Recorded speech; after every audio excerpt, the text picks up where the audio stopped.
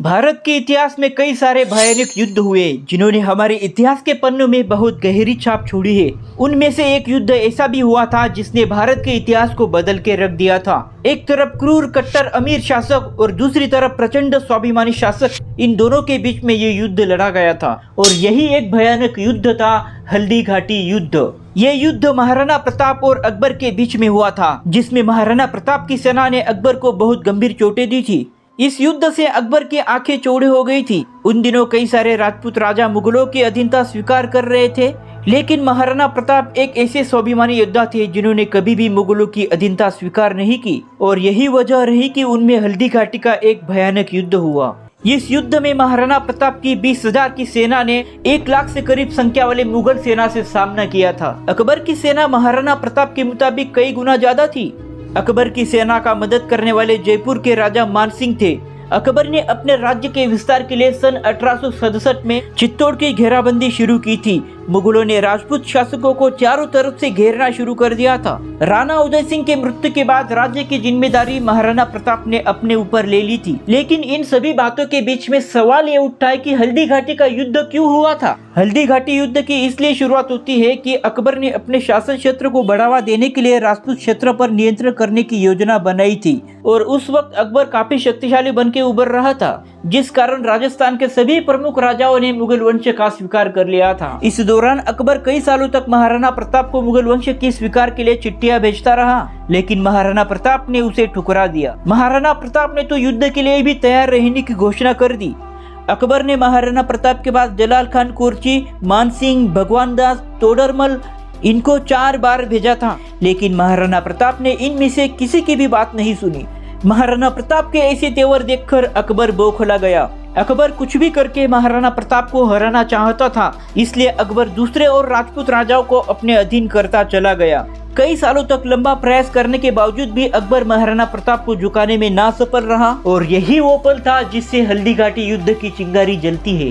अकबर के पास बहुत बड़ी धन दौलत थी, इसलिए वो अन्य राजाओं पर हावी होता चला गया और इसी तरह अमीर के राजा मानसिंह ने अकबर की गुलामी स्वीकार की थी। उसने अकबर की बात मानते हुए महाराणा प्रताप से युद्ध करने की बात मान ली। ये वही मानसिंह है जिन्हें अकबर ने महाराणा प्रताप को समझाने भेजा था। मानसिंह अकबर की हिंदू पत्नी जोधा के भाई के बेटे थे।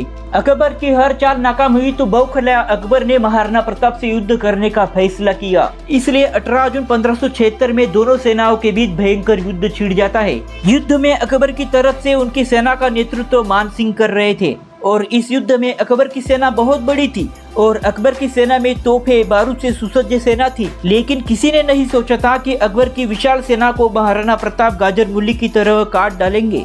महाराणा प्रताप की सेना ने अकबर की सेना को खदेड़ के रख दिया, लेकिन इस युद्ध में एक वक्त ऐसा आया कि महाराणा प्रताप और उनका घोड़ा चेतक बुरी तरह से घायल हो गए। आज भी इस युद्ध में कौन जीता कौन हारा, इस बात पर समाज में कोई भी एकमत नहीं है। लेकिन सच्चाई ये है कि मुगल लेखक और कवि बदायूं ने अपनी किताबों में लिखा है कि महाराणा प्रताप ने अकबर के शासन को गहरा सदमा पहुंचाया था। गंभीर परिणामों से अकबर बौखला गया था। महाराणा प्रताप के पास पहले से ही कम सेना थी और ऊपर से उनका सबसे प्रिय घोड़ा चेतक की भी मौत हो गई थी।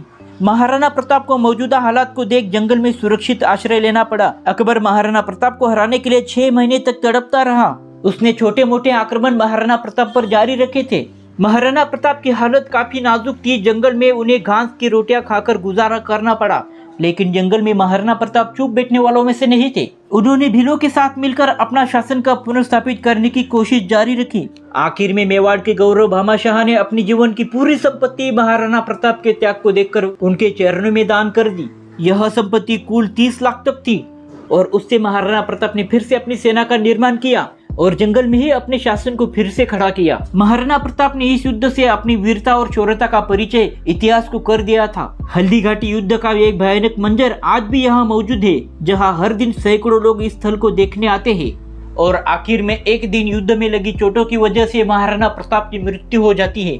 आज के टाइम पर कई सारे लोग मानते हैं कि महाराणा प्रताप हल्दी घाटी के युद्ध में हारे थे और वो युद्ध से भाग के जंगल में चले गए थे, लेकिन मुगल लेखक बदायूं ने अपनी किताबों में कहा है कि महाराणा प्रताप ने हल्दी घाटी के युद्ध में अकबर को खदेड़ दिया था। दोस्तों, आपको क्या लगता है कि महाराणा प्रताप हल्दी घाटी के युद्ध में हारे थे या नहीं? कमेंट्स में अपना मत जरूर व्यक्त करें और ऐसी ही वीडियोस के लिए हमारे चैनल को सब्सक्राइब कर दीजिए। मिलते हैं अगले वीडियो में। जय महाराणा प्रताप।